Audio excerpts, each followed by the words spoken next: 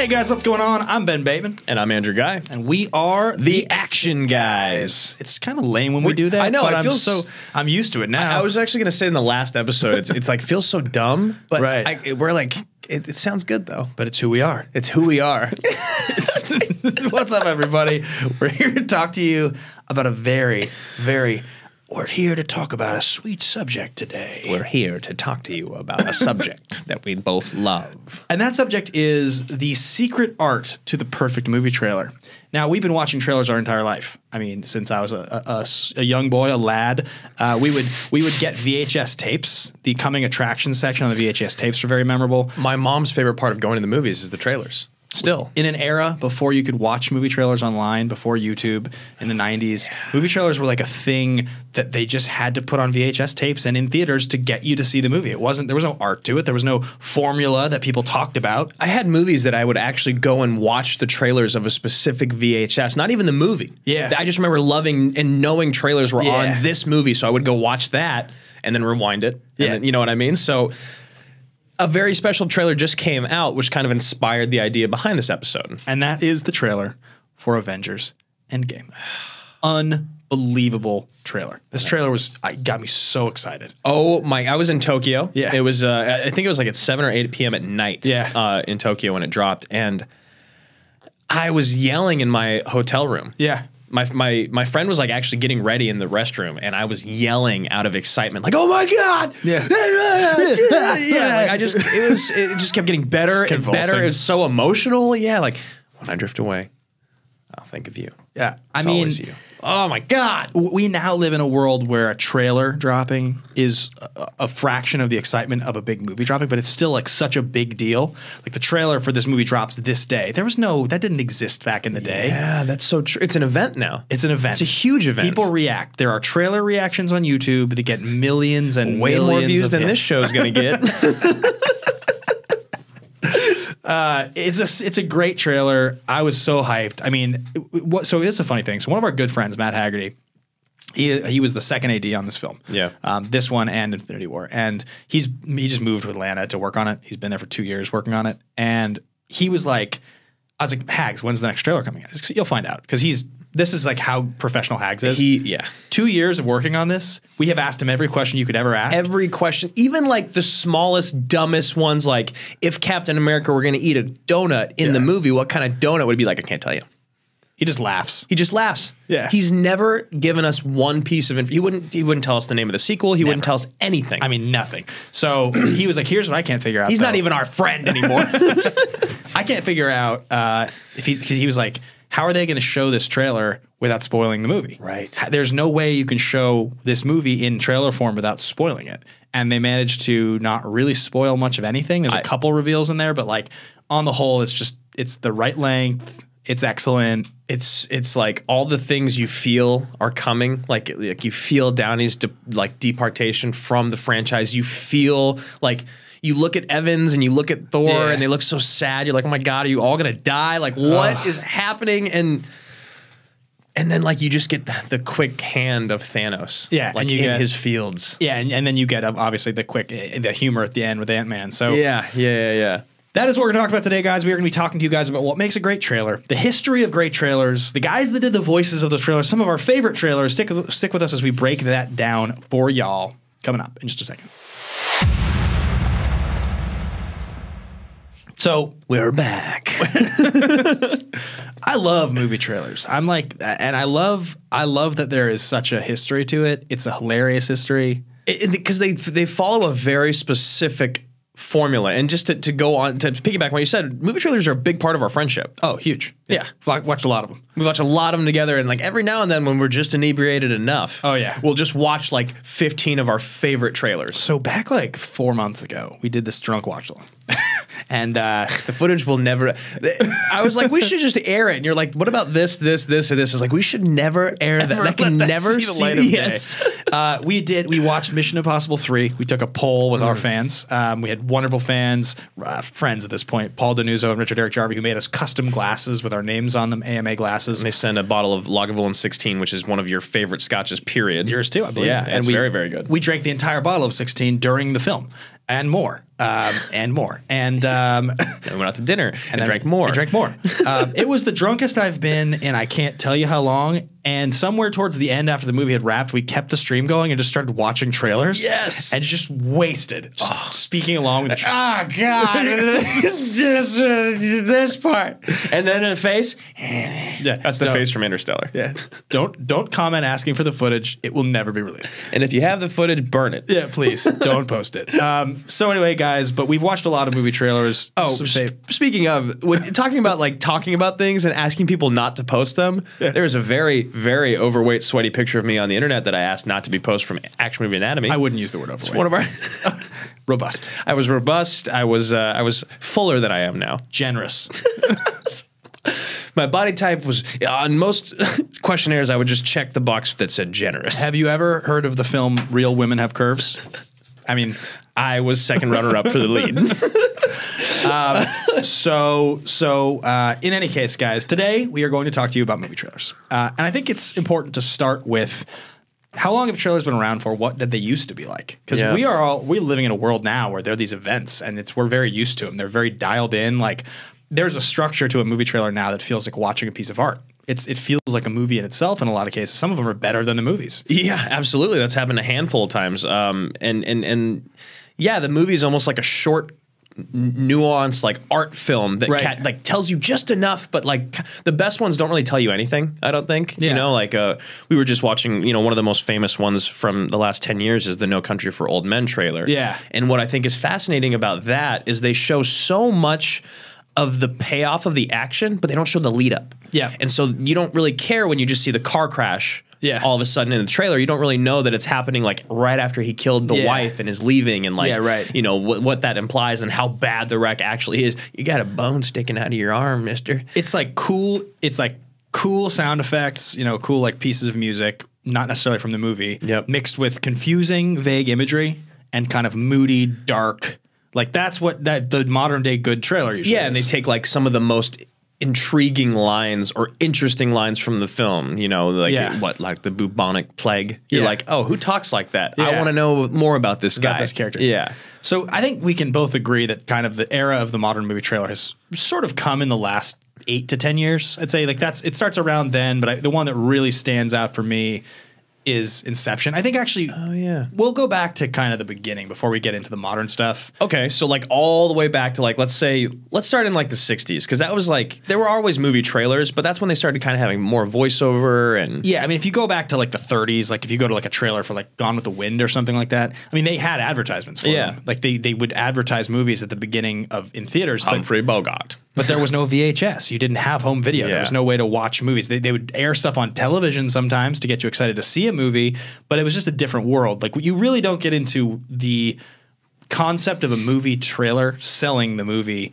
in like really not till the 70s or 80s. But if you go back to like the 60s, take like Butch Cassidy and the Sundance Kid or something. Yeah, or like the Searchers, because we covered that on Action Movie Anatomy. Yeah, right. It's like very much like it's kind of like the talkie guy that used to do the movies, but he's not quite as fast. Yeah, right. He's like Paul Newman is Butch Cassidy. Yeah. Robert Redford is the Sundance Kid. Yeah. And then it's like cut to quick line of like, I don't know if we should use that much dynamite. Yeah. You know, it's like this is gonna be fun. Yeah. You know, and like and the voice is interesting because that voice there's always a narrator voice, right? There's like a specific movie trailer voice. It's never just been like a normal person. Like I would have to talk like this, or but I could never actually get a job as the movie trailer guy. And even back to then, it was like this just like, it wasn't a real voice. Like I said, it's like the talkies. Like this is what's going to happen next. And Butch Cassidy, the Sundance Kid, you should come see it now. Yeah, it was almost like they weren't trying to give you an experience at all. They weren't trying to make you feel anything or expect anything. They were trying to just show you the parts of the movie that they thought were the most exciting and like the most fun, and tell you who was in it. Yep, that's it. Because that's what you would go see movies, right? Because that was like, I mean, obviously we're getting in. We've talked about like you and I have had this conversation many times about Tom Cruise being like the last living movie star, right? And you know it's still arguable, but that was it back then. Right. That was why you saw movies. It was just because John Wayne was in another movie. You didn't need anything else. Right. You know? Totally. So that's like sort of the old, anywhere between the 40s, 50s, 60s, and some of the 70s. It Right. starts to change a little in the 70s because you have genre filmmaking that starts getting a little more prominent in the mainstream. So you have like, take for instance, Rocky in 76, a sports movie, Right. wins Best Picture. You have, you know, Alien in 79, it's like a horror movie that's like regarded as a classic. It's very sci-fi. It's very self-serious and kind of frightening. It's not like 2001 Space Odyssey. So the genre filmmaking starts to become a little bit more forefront. And I think for that reason, they had to find different ways to market these movies. And like this guy's voice was like something was always really wrong. Yeah. Is like what is what it sounded like. Even if he was talking about something happy. Yeah, right. You know, like this man is going to fight. Like we talked about, we watched the First Blood trailer from 82. And like it's... And that still feels like the older ones for sure. Yeah. But there's that distinct era in the late 70s and the 80s where that guy's voice and you know, it's what it is that the trailers back then were trying to, with voiceover, provide all of the movie's exposition. They would just tell you the story of the movie. You know, like one man that's been pushed too far and they don't give a damn. Yeah, you're like they're kind of just showing me that in the trailer, and then like things will pop up on the screen, like the one man. It would like one man would come and they'd be like one man. It's like, couldn't Dennehy just say, "I don't give a damn," and just show him saying it as opposed to the voiceover having to say? Well, because he also does say it. He's like, so we have a problem if he's like, yeah, I do, or whatever he says in the trailer. It's like he does say it. But it's like, just in case you weren't sure. They're just beating you over the head with it. Yeah. And some of it is that some of it is that like First Blood was not a movie. No, that movie was starring Rocky. At that point he had done 2 Rockies already. It was a big deal. It was a big deal, and I think it was like, because now we know our buddy Jason, which is ironically Matt Haggerty's roommate. Yeah. He refuses to watch trailers because he feels like they give away too much. This is the generation where they gave away too much.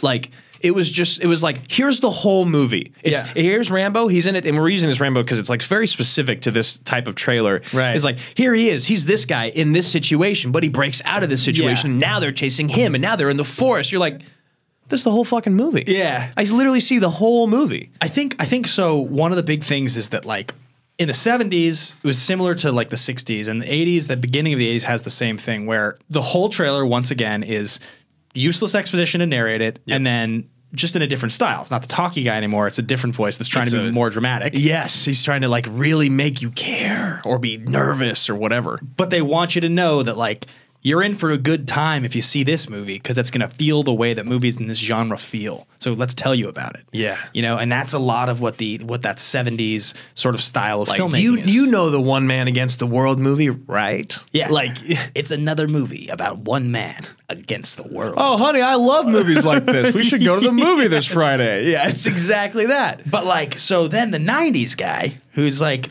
this guy's my favorite. This guy likes to speak in riddles. Yeah. This is so the 90s formula, and a lot of this comes from Bruckheimer. You can tie this, you can literally tie this to 86, Top Gun makes all the money. Don Simpson and Jerry Bruckheimer figure out if we make these movies that are over the top, but everybody in them takes themselves extraordinarily seriously. Really seriously. And then the narrator of the film is going to take himself just as seriously. And the pacing is very consistent. So like one of my favorites is Crimson Tide. It's a great trailer. Yeah. Starts out and like he's Hackman's giving the speech. Does it start with the music? Yeah. Like something like, not that. I can't remember the music, but it's like it's a shot of him giving the speech. Go Bama, Roll Tide. Well, I was gonna say because also in the '90s trailers they start off a lot of them with like that kind of like kind of like a lighthearted kind of inspirational song. Yeah. So anyway, and the submarine goes down, and then it goes. You hear dun, dun, dun, dun, dun, yes, and the voice is like, "What we've always known becomes what we've always feared." Yes, and that's the voice where you're like, this guy. But the funny part was we were watching like through some old trailers, and I wish that I could remember. No, I do remember. It was Stepmom, and it's like, it's like this holiday season. Yes. Sometimes the person you can't live with becomes the person you can't live without. You can't live without. And it's like, what kind of movie is this? Is this someone gonna die? Is there gonna be an explosion? I don't know. This guy just knows how to deliver lines like this. Like so intensely, because it's also like, you know, it's like, there's another one that's our favorite is The Edge. He's like, a photographer with an eye for beauty. A man who lives through books. You're like, are you oh my God, is that guy, is he a pedophile? Is he a creep? Is he following women around? That guy is far and away my favorite. Now, he's often confused with the Home Alone Terminator 2 guy. Right. He's a little less like old. That 90s guy feels like he's kind of your really, really, really like warm, loving uncle. Yeah, but he's also like doesn't have anything going for him, so that he tries to make everything sound really intense. He also is the guy that when he delivers the season, he sounds the best. This holiday season, This spring. this summer, he's the best at delivering that line. But the other guy, the Home Alone Terminator 2 guy, You might just learn something about yourself. the Terminator 2 guy is like more of like they're in trouble. Like he's not quite. Because he's like one, or what does he say? He's like same make, same model. new mission. Yeah, he's not quite as nasally as the guy from the 70s. Yeah. But he's like, and he's not quite as like grand. Yeah. The 90s guy feels like he could narrate anything from like Congo to What Dreams May Come. Yeah, and also You know? like maybe like an infomercial. Yeah. Because he's not too intense. But then he also in Congo, because like imagine the later guy being a diamond mine of incredible bounty. Yeah. Like it would be, that's why the 90s one is perfect, because he's like, He's the best, yeah. What does he say? What are some of the other ones from the Congo trailer? Oh, there's just we'll get to the Congo trailer. there. Yeah. It's my literal Getting ahead favorite of trailer of all myself. time. Yeah. So, but yeah, so like that's the 90s is the golden age because it's them taking all the concepts and principles that make the movies themselves good. Yes. Just kind of slow mo, really dramatic music, this voiceover sort of thing. The change. There's usually a change in tone. It'll start either happy or sad or get and then intense or dark. Yeah, but then sometime around the turn of the century, when you get in around 2000.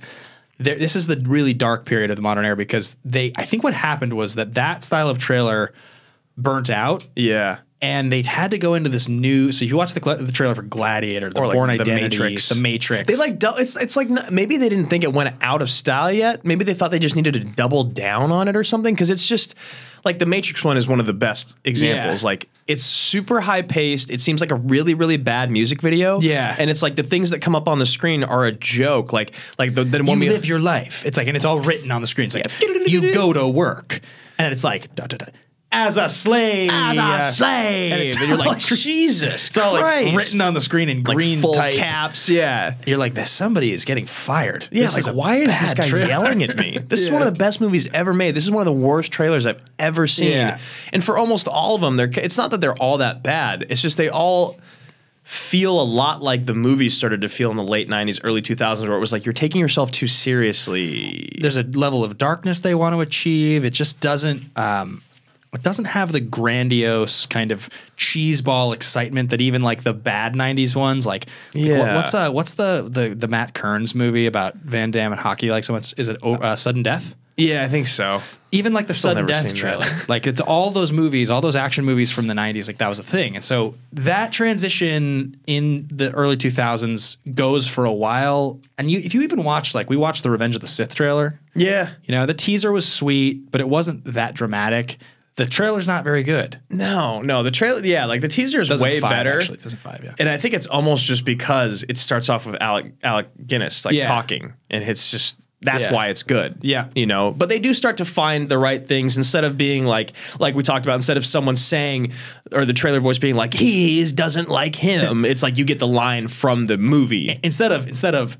For over 1,000 generations, Jedis were the signs of peace. Right. It's Alec Guinness saying it, so it's better. Over thousands of Jedi. Yeah, exactly. And that's part of like that's what they were starting to figure out. So that's what's very interesting is like it does feel like the art of trailers has been something that's been ever evolving. And now it feels like they've cracked the code for real. Well, there are trailer awards now. So I think right after that 05, like it's transitioning out of the crappy, like probably realistically how that stuff is edited. It was a little different. It was a little like less.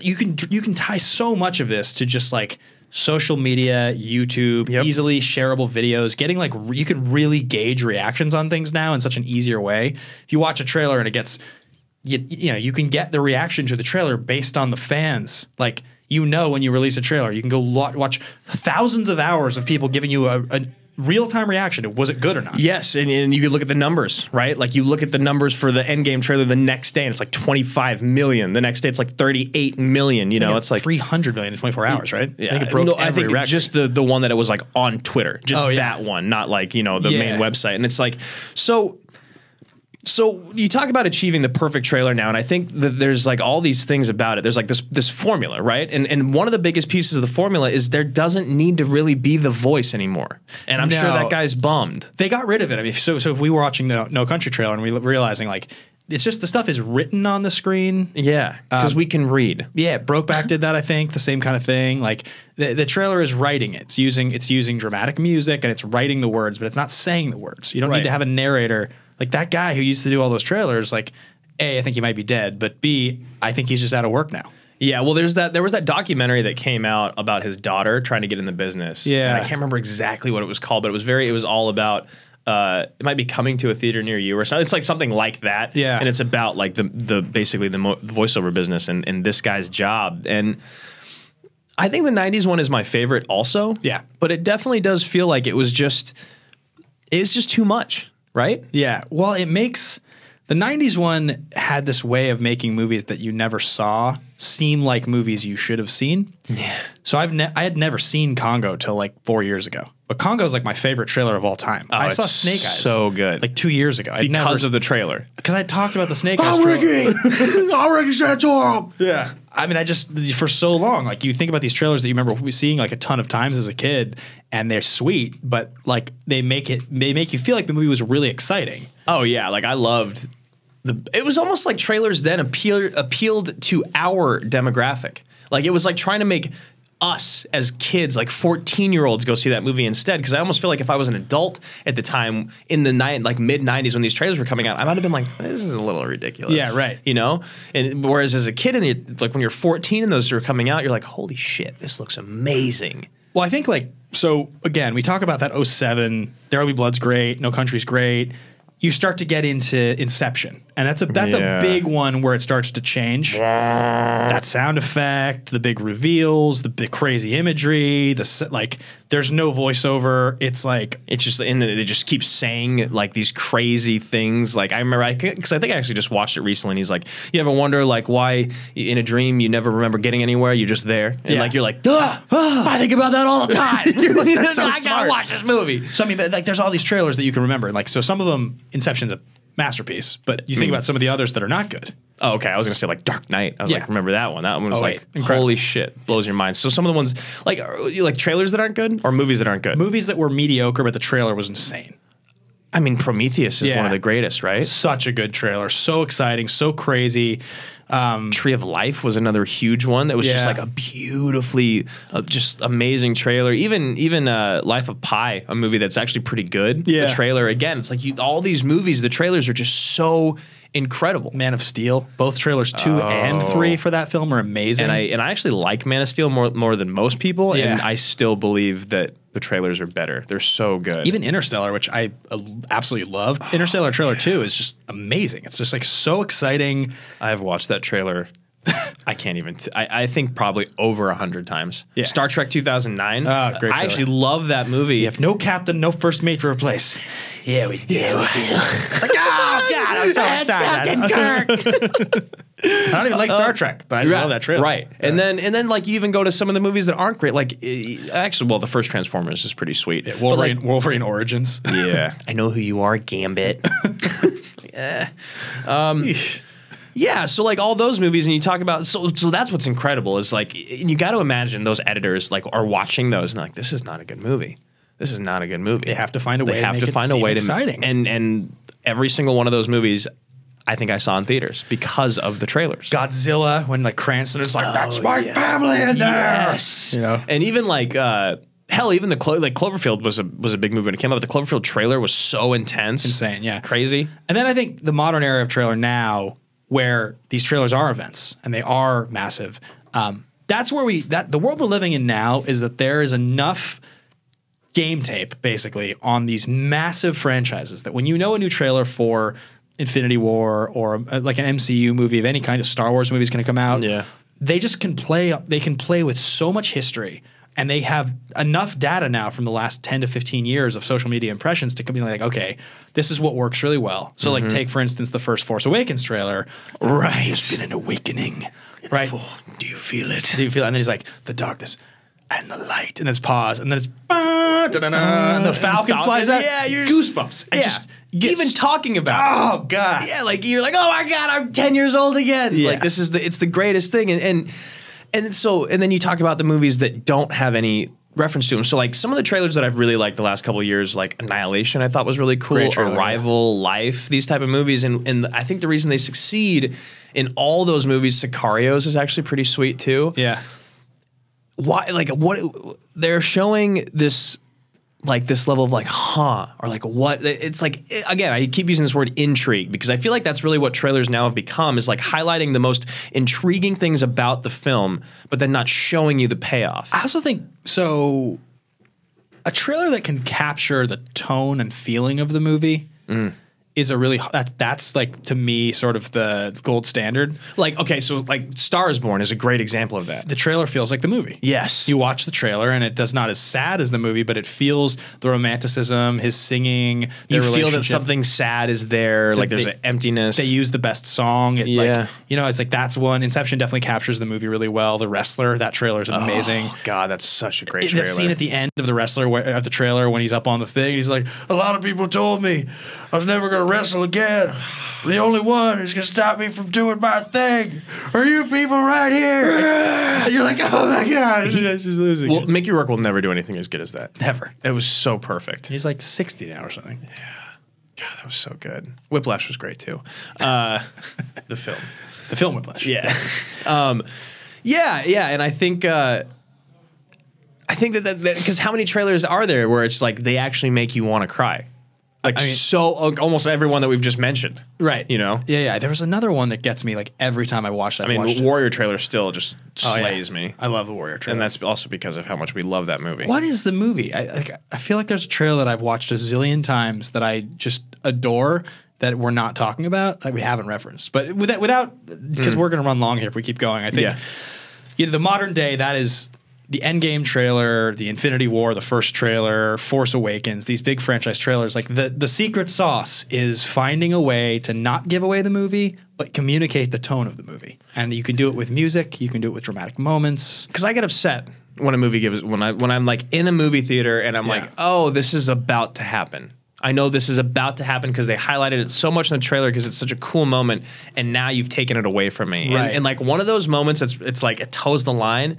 Because I know we love the Fallout trailer. Yeah. The fist cock, Oh, right? it's so good. But in the movie, it falls completely flat. Yeah. Because in the trailer, it's so awesome. Yeah, They right. add in the sound effect and the cutting around it.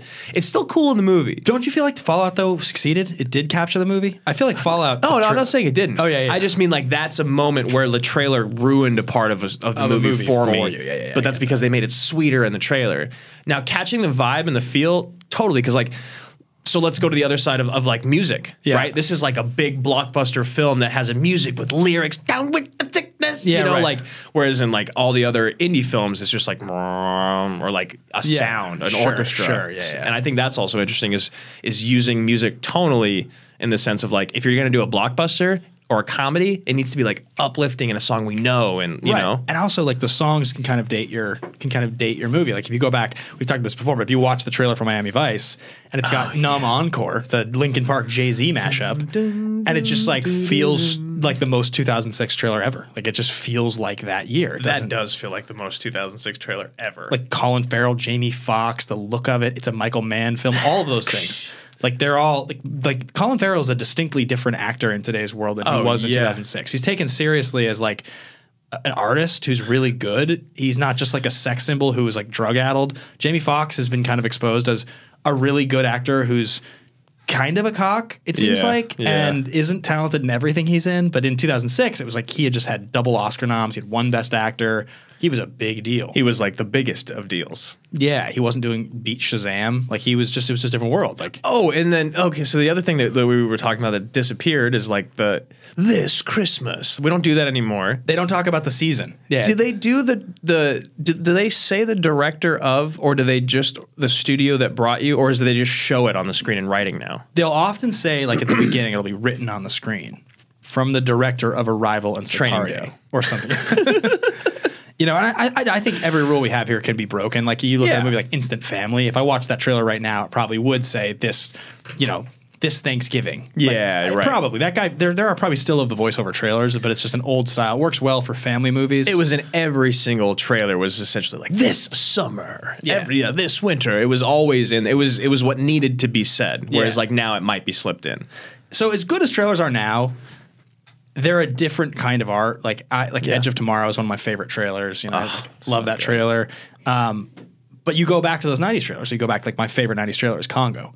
And like I just have seen it so many times and it's like, you know, it like starts out, it's all like crazy. Whoa, there's a signal of an ape, and then it goes black. Yep. And then it's like two people jump out of the helicopter, and it's like, it would take two scientists deep into the heart of the African jungle. Cut to Tim Curry, a diamond mine of incredible bounty. All his lines are amazing. And then like when they're showing it, it's like, some would come to it for science, others for fortune.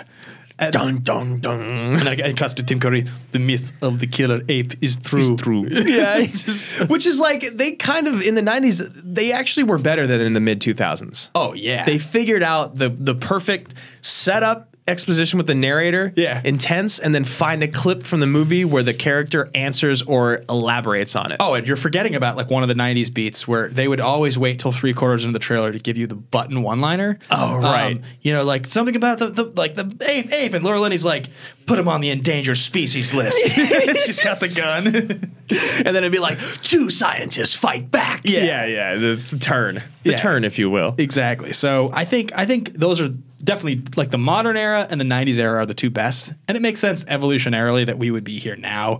But you can distinctly say that the current era of movie trailer, they're like mini movies in themselves. Like they don't really have to. They feel like pieces of art on their own. Do you think we're going to get to a point to where they go back again? Like in this, not like go back to what they used to be, but to where to like the quality slips the way it felt like it did from 90s to mid 2000s? Like, do you think we have a moment again where it's like, I just don't like trailers anymore? Well, they're going to continue to evolve. I think the one difference between the modern trailer and say even just 4 years ago is that so many of these trailers now need to catch your attention on social media. So there's the pre-roll of 6 seconds now that happens before every trailer, unless you are Infinity War, Right. Where it's like quick shot, and then it says like Mission Impossible 6 trailer, Yeah, and then it goes to the starts. trailer. Yeah, And that's so that you have the 5 or 6 seconds to click on the thing when it's scrolling through Twitter and actually hear the sound. and I also hate the 30-second ones that they make out of like the big trailers to again like show up on Instagram video And the 'Cause, like, TV spots. Yeah, like I don't like the Endgame 30-second trailer. They feel cheap, but that's where we are. So I guess we should really say that like the 2007 to 2015 era of trailers was like